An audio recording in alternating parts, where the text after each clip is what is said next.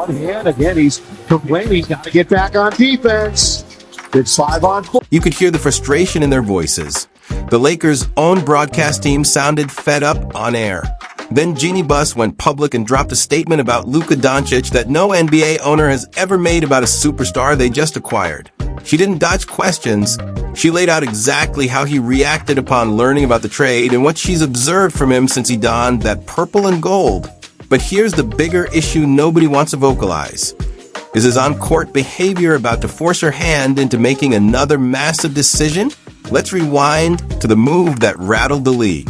On February 2nd, 2025, the Los Angeles Lakers shipped Anthony Davis, Max Christie, and a 2029 first-round pick to the Dallas Mavericks in exchange for Doncic. Nobody anticipated that coming. Dallas stood at 26-23, positioned 8th in the West, not collapsing, not tanking, simply floating in the playoff race. And still, boom, franchise centerpiece vanished overnight. Mavericks GM Nico Harrison revealed he only negotiated with the Lakers. He didn't shop Doncic around the league. He also confirmed that Doncic never requested out and never demonstrated hesitation about signing an extension. Let that sink in. Your superstar didn't demand out. He didn't manufacture drama. And you still executed the trigger. Harrison even informed reporters, "We definitely understand the magnitude of what just transpired," and joked he wouldn't remain GM for long if this failed. That wasn't really a joke. That was pressure speaking. Now here's where it transforms into a straight poker match. Buss acknowledged she kept the deal so secretive that even head coach J.J. Redick and key players like LeBron James had no awareness until it was finalized. Think about that. LeBron, the guy people insist has influence on every roster move, discovered it when the ink had already dried. Redick, the head coach, also kept in the dark. That tells you this wasn't collaboration. This was control. Buss stated she learned from her father, Jerry Buss, about waiting for the perfect moment and then going all in. She insisted the Lakers weren't actively attempting to move Davis or Christie, but when a talent like Doncic becomes available, you don't hesitate. You act. And then she inserted a subtle jab at Anthony Davis that many people overlooked like it was nothing. But it wasn't nothing. It resonated like a message about durability, commitment, and who the franchise truly believes in moving forward. Buss acknowledged that Anthony Davis had been frustrated about how he was being utilized on the court and where he was positioned. And she suggested that this trade might have been a relief for everyone involved. She even commended how secretive both sides remained, stating, "I'm really proud that it didn't leak out." That alone reveals how carefully this was orchestrated behind closed doors. The deal processes, the basketball world detonates, and suddenly Luka Doncic is sporting purple and gold. Everyone presumes he must be ecstatic, right? Hollywood lights, championship banners, legends everywhere. He just got traded to the Los Angeles Lakers, the franchise of Magic Johnson, Kareem Abdul-Jabbar, Shaquille O'Neal, and Kobe Bryant. Most players would stride in like they own the building, but that's not what transpired. In August 2025, Jeanie Buss sat down for an interview on Slovenian radio and stated something that stopped fans cold. Nobody knew the trade was going to happen. I knew, and he didn't know. I've never had a player come to the Lakers and be as sad as he was. He had to process what happened. That word carries weight, sad. Not annoyed, not shocked, sad. Like someone attempting to comprehend why their world just flipped upside down. Think about who Doncic was in Dallas. From day one with the Dallas Mavericks, he was the franchise, the golden centerpiece. Everything revolved around him. There was loyalty, patience, belief. Even if they fell short, he remained their guy. Fans would have supported him for 15 years if that's what it required. They accomplished it before with Dirk Nowitzki, who stayed 14 seasons before finally capturing victory in 2011. That kind of unconditional love constructs confidence. It constructs identity. Luka's the man in Dallas for all of these years. He could do no wrong. In Dallas, no matter what, you are the guy. We love you no matter what. If Luka spends the rest of his career in LA and they don't win, it's not going to be a beloved Laker. But the Lakers aren't constructed on patience. They're constructed on banners. Buss clarified that in a February 2026 interview when she declared, "I think Laker fans have a lot to look forward to. We're about winning and wanting to add more trophies." That's not a development project, that's pressure. She characterized Doncic as an illusionist because of his passing and creativity. She designated him a must-see attraction. She clarified he's the new face of the franchise. That's praise, yes, but it's also expectation broadcasting from the rooftops. Over the summer of 2025, something transformed. Bus noticed he appeared more settled when competing for Slovenia at Eurobasket. The Lakers even dispatched a coach to support Slovenia's national team, demonstrating how invested they were in helping him feel grounded. She referenced his admiration for Kobe Bryant, someone he encountered as a teenager, and spotlighted moments like donating to restore a vandalized Kobe mural in May 2025. Those aren't random gestures. That's someone attempting to connect to the history, attempting to belong. From Bus's perspective, the message has been nothing but confidence. She refuted that LeBron James had any issues with the move. She highlighted Doncic's all-star fan vote numbers and global poll. She illustrated a picture of a franchise fully committed to him. But while ownership discusses trophies and bright futures, there's another conversation transpiring in living rooms, on podcasts, and inside arenas. Because what Doncic has been executing on the court since donning that Lakers jersey has driven people crazy. And it's not his scoring. It's not the highlight passes. It's something that has pursued him from Dallas like a shadow he can't shake. The constant arguing with referees, the nonstop reactions, the body language. This isn't new. It commenced his rookie year and has amplified louder every season. And now in Los Angeles, under the brightest lights in basketball. That habit is no longer background noise. It's front and center, and people are tallying every single time it occurs. Now let's discuss numbers, because this isn't just he complains sometimes. This is documented season after season. By June 2024, Luka Doncic had accumulated 78 regular season technical fouls and 9 more in the playoffs. A substantial chunk of those originated directly from arguing with referees. That's not random emotion, that's a pattern. And now in the 2025-26 season with the Los Angeles Lakers, he's already positioned around 13 technicals with months left to play, on pace for a career high and ranking near the top of the league. In Los Angeles, that kind of statistic doesn't stay quiet. Let's rewind to where this genuinely commenced. February 12, 2020, second NBA season. The Dallas Mavericks versus the Sacramento Kings. Doncic drives, senses contact, no whistle. He pivots and advances straight at referee Mark Ayotte and gets struck with a technical. But what rendered it messy was Kings head coach Luke Walton standing nearby, sarcastically instructing Doncic, "Give the ref his autograph." That comment implied the officials were favoring the young star. Walton received a technical too. Social media detonated. Some fans declared Luka was already receiving superstar treatment. Others stated he was just competing hard. He concluded with 33 points, 12 rebounds, and 8 assists in a victory. But the seed was planted. Then arrived August 30th, 2020, inside the NBA bubble. Game 6 against the Los Angeles Clippers. Emotions were elevated. Marcus Morris Sr. had already been ejected earlier. Coach Rick Carlisle got ejected too. 6 technicals in one game. In the third quarter, after a disputed call by referee Mark Davis, Doncic hurled the ball toward the official and earned another technical. Later, the NBA fined him $15,000. The Mavericks lost 111-97, and their season terminated. He had 38 points, 9 rebounds, and 9 assists. But the headlines weren't about his stat line. They were about his reactions. May 2021 against the Kings again, and it transformed into a spectacle. He accumulated 2 technicals in seconds. After an offensive foul call, he yelled, "Hell no," and shook his fist at referee Rodney Mott. Technical? Moments later, he launched the ball down the court in frustration. Second technical? Ejected. That elevated his season total to 15 technicals, just one short of an automatic suspension. Carlisle even accumulated a tech in the same sequence. Dallas lost 111-99. The league reviewed both calls and upheld them. The referee informed reporters the first was for a disrespectful response and the second for throwing the ball in an overt manner. Fans weren't just concerned about that game. They were concerned about whether their franchise star could control himself long enough to stay available. Underneath, they're going to put it in. And 1. And the foul. Well, by the way, when he caught the pass, I mean, he was a good 8 feet behind the three-point line, but wide open. Then March 22nd, 2023, at Chase Center against the Golden State Warriors. After another no call on a drive, Doncic executed something that shocked even longtime critics. He made a money sign gesture toward referee Kevin Scott, rubbing his fingers together, implying bias.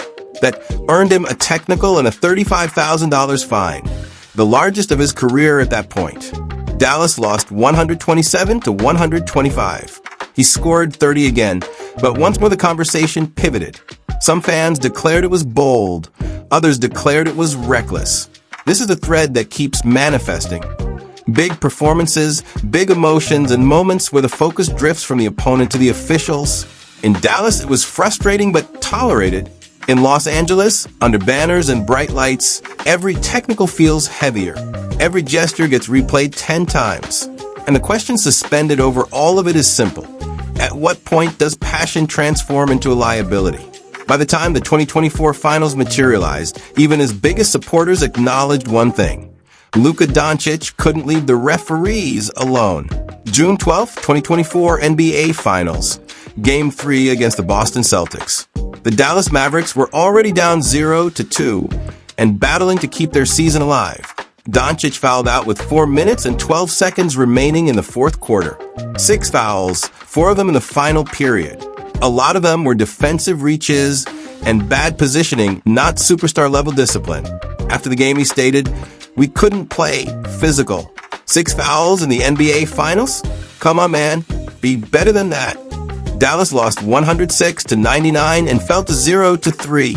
No team has ever come back from 3-0 in the finals. The season was basically finished. The reactions were brutal. One fan wrote sarcastically, "Luka is complaining about fouls. This is so out of character." Another stated he was throwing himself around and needed to learn real defense. A more balanced take highlighted that the refs were permitting both sides to play. And if you're not set, don't attempt to sell a charge. Sure, Mavericks fans argued he was robbed. But in the biggest moment of his career, the narrative wasn't about his brilliance, it was about the arguing. That was the version of Doncic who departed Dallas. Elite talent, generational skill, 2 visible flaws. Everyone discussed conditioning and constant complaints. When the Los Angeles Lakers traded for him, there was genuine hope that the pressure of purple and gold would sharpen him up, that the bright lights would force growth. It didn't. Since arriving in Los Angeles, the referee drama hasn't decelerated. If anything, media members state it resembles peak Dallas all over again. And in LA, everything is louder. April 8th, 2025. Road game against the Oklahoma City Thunder. Doncic received his first technical for directing profanity at referee JT, or in the third quarter. Then in the fourth, with the Lakers up 108-107 and 7:40 remaining. He exchanged words with a courtside fan named Jeremy Price after a made basket. Referee, or assumed it was directed at him. Second, technical ejection. The Lakers were up 1 when he departed. They collapsed and lost 136-120. The NBA rescinded the second technical the next day, acknowledging it was a mistake. The fan confirmed it was mutual banter. But guess what? The loss still counted. One fan expressed it perfectly. The loss doesn't get rescinded, though. Another joked, "Now bring the teams back and reset the clock." Funny, but the damage was real. And that first technical remained on Luka. December 10th, 2025. Again, Oklahoma City. He drove, got elbowed in the eye by Kelly Olynyk. Commentator Stan Van Gundy stated on air, "It should have been a foul, maybe even a flagrant." No call. Doncic argued, "Technical is 5th of the season. The Lakers lost again. Was he justified to be upset? Sure. But here's the issue. When you argue every single play, referees stop listening." One fan captured it. "Luka whines after every play. His incessant whining lost him credibility." Another joked he was like the boy who cried wolf. And sometimes the wolf is real, but nobody believes you anymore. He passes it to LeBron, but LeBron's got his back to the basket from the three-point line, so he's got to take this fadeaway three. What do they all do? Oh, they're really good at playmaking and shot making. And none of the January 15th, 2026, against the Charlotte Hornets. He complained about a no call, jogged back slowly, surrendered a wide open three, and accumulated another technical in a 135-117 loss. After the game, Lakers guard Marcus Smart publicly mentioned the team talking too much. When a teammate is hinting through the media that you need to tone it down, that's no longer just fan noise. That's locker room tension. Then February 25th, 2026, the revenge game in Dallas, the building where he used to be untouchable. 3 minutes into the first quarter, he argued a missed call on a drive. Technical, 3 minutes. That was his 13th of the season, positioning him on track for a career high. In the arena that once treated him like royalty, he was accumulating technicals before the popcorn was warm. That's when the media firestorm struck. Zach Lowe advanced on his podcast and unloaded. He characterized the behavior as unwatchable. He declared, "It's every play. Just play, man. Not everything is a foul. Are you playing to draw a foul or playing basketball? Are you playing one-on-one with the refs? It's every single possession. Now it's back to Dallas levels. It's unwatchable." When respected voices commence using words like that, it stops being a minor flaw. It becomes a headline. Zach Lowe didn't hold back. He highlighted that even though Luka Doncic is leading the league in scoring at around 32.5 points per game and getting to the line over 10 times a night, the nonstop arguing wrecks the flow of the game. It damages transition defense. It manufactures 5-on-4 situations, and it distracts from everything he actually executes well. Lowe's message was simple. Control what you can control. Stop attempting to work the refs every single possession. Then Tim McMahon advanced on ESPN's Get Up and declared the complaining is one of Luka's 2 glaring flaws, right next to conditioning. He stated he's crying as much as he ever has. That's not subtle. But Monty Jones took it even further, declaring the Luka experience hasn't been great for the Los Angeles Lakers and that he comports himself like a loser. Former player Jeff Teague stated he makes the Lakers boring because you cry the whole game. Chandler Parsons characterized him as a foul baiter. Max Kellerman piled on. The noise kept amplifying, and then it struck a different level. The Lakers' own broadcast team declared on air. Again, he's complaining. Gotta get back on defense. It's 5-on-4. That's your own crew calling you out live.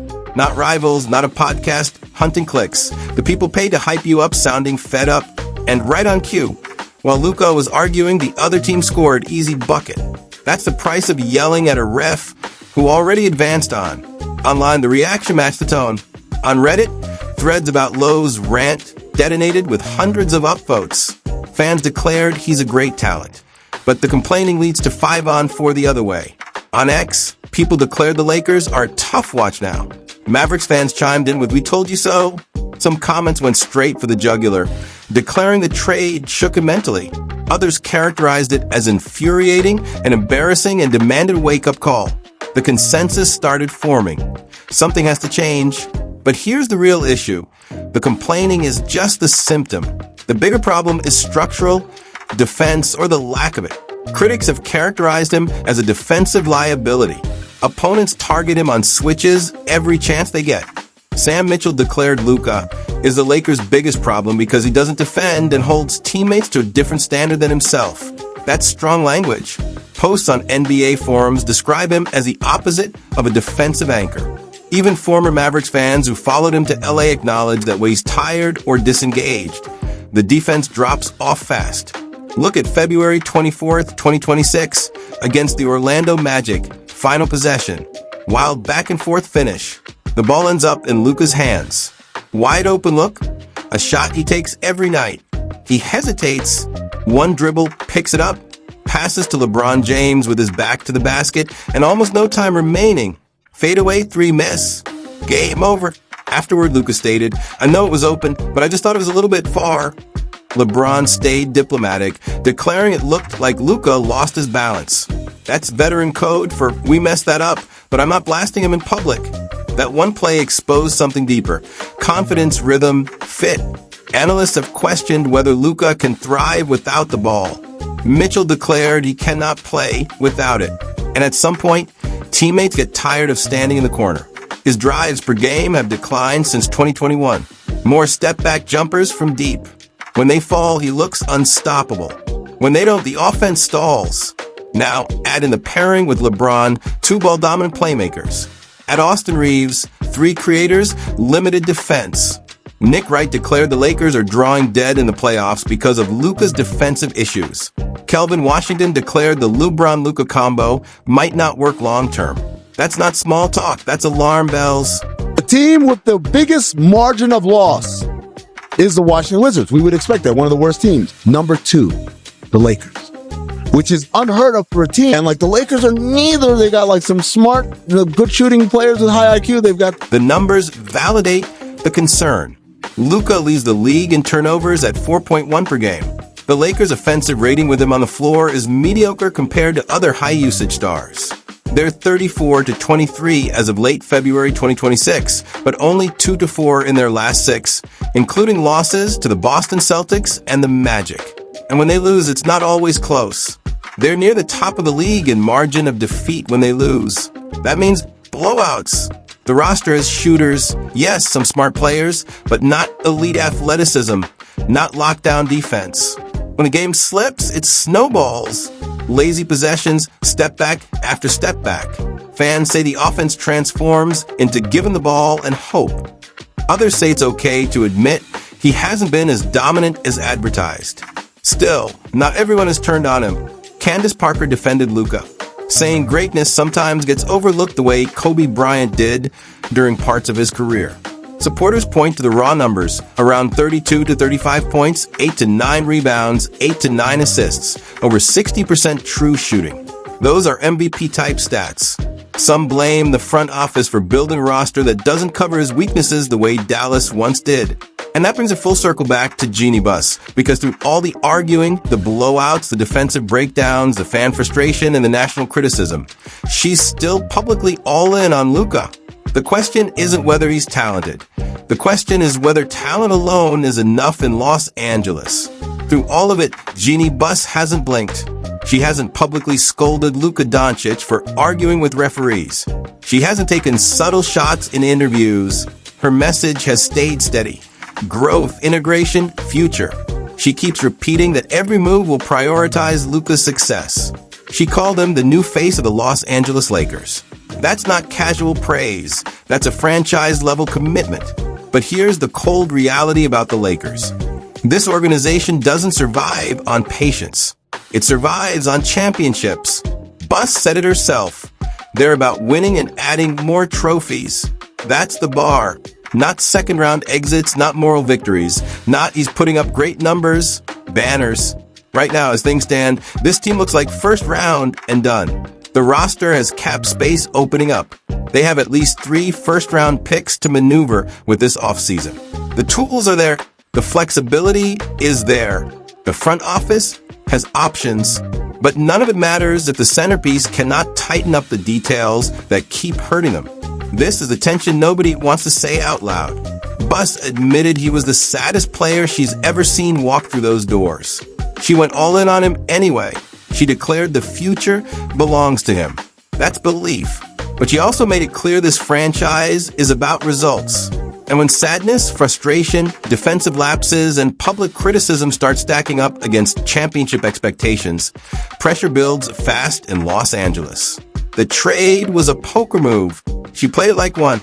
She pushed her chips to the middle of the table and bet on Luka being the guy. Right now, the cards don't look dominant. The defense is shaky. The chemistry is uneven.